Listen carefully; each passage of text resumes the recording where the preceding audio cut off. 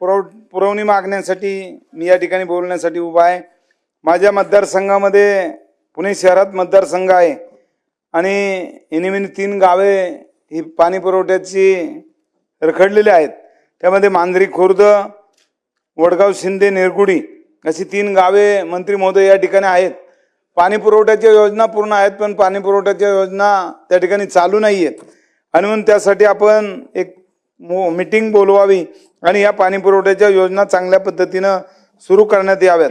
कारण मांजरी खुर्द गावामध्ये जवळजवळ 10,000 कुटुंब त्या ठिकाणी राहायला आलेले आहेत आणि त्या ठिकाणी पाणी पुरवठ्याची योजना चांगल्या पद्धतीने नाही आहे।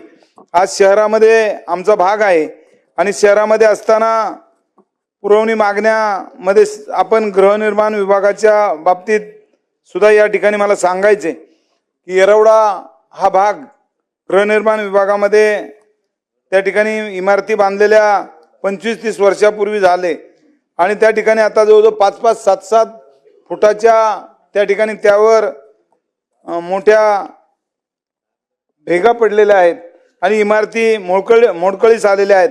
अनेक लोक घर सोडून बाजूला गेलेले आहे। 1 मिनिट सुद्धा नाही झाला, 4 मिनिटं झाले। बरोबर आऊसाहेब, 1च मिनिट झाला। बरं बोला, असं का करता तुम्ही?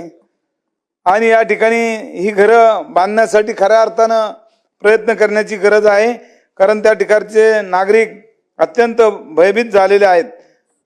आज आमची जी पूर्वी गावं महानगरपालिकेमध्ये आली त्याला 29 वर्ष पूर्वी ती गावं आली आणि त्यामध्ये मग वडगाव शिरी असेल, खराडी असेल, धानोरी असेल, या गावाचे मुख्य रस्ते, कळस असेल, या गावाचे मुख्य रस्ते सुद्धा अजूनपर्यंत पूर्ण झालेले नाही आहेत आणि म्हणून या मतदारसंघामधील किमान एक 15-20 मुख्य रस्ते गेले 29 वर्षापासून बाकी आहेत, ते त्वरित व्हावेत यासाठी पुणे महानगरपालिकेकडे आम्ही मागणी केलेली आहे। शासनाने तसे आदेश द्यावेत की आमची महानगरपालिका सुद्धा मोठी आहे आणि त्यामध्ये जर शासनाने आदेश दिले की ते रस्ते पूर्ण करावेत तर ते या ठिकाणी रस्ते होऊ शकतात।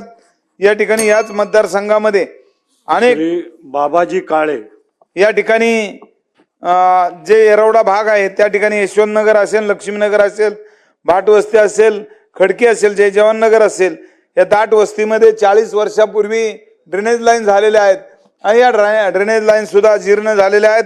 त्या ठिकाणी ड्रेनेज लाईन पूर्ण होण्यात त्या तुंबतात आणि म्हणून त्या ड्रेनेज लाईन पूर्ण होण्याची गरज आहे। त्या ठिकाणी झोपडपट्टी भाग आहे, दलित वस्ती असल्यामुळं त्या ठिकाणच्या नागरिकांना सुविधा मिळण्याची आज गरज आहे आणि म्हणून या ठिकाणी शासनाकडं त्यामध्ये लक्ष देण्याची गरज आहे। या ठिकाणी लोहगाव हे नवीन गाव आमचं महानगरपालिकेमध्ये आलं आणि या गावामध्ये मात्र पाणी पुरवठ्याच्या सुविधा नाहीये। आज या मतदारसंघामध्ये हजारो टँकर पाणी लोकांना विकत घ्यावं लागतं आणि महानगरपालिका टॅक्स वसूल करते आणि म्हणून या भागामध्ये पाणी पुरवठ्याची व्यवस्था व्हावी